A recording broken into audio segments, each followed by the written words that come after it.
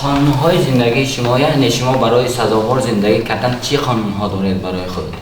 бале, ман 5 та қонуни асосӣ дорам. ин 5 та қонун ҳаёти мана сохт, шахсияти мана сохт.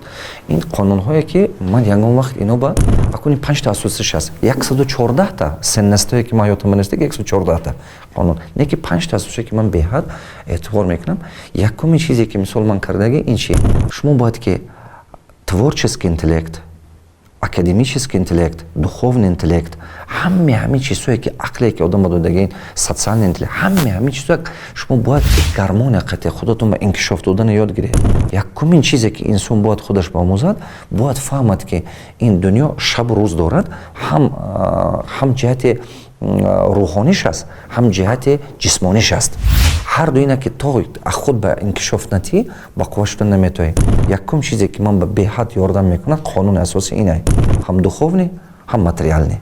Ино как-то танга аст ку танга ду тараф дорад, ҳар дуи ҳамин якҷоя кардан дар кор. барои ҳама ман бисёр насиҳат мекунам мардумба ки дар як даста китоби Қуръон надор, дар як даста дига технология имрӯза, илмҳои имрӯза дор, ту бузург мешӣ. ин якун чизе ки ман ба беҳад ёрдам кард. Дуюм чизе ки ман ба беҳад ёрдам мекунад, ин шаффофе.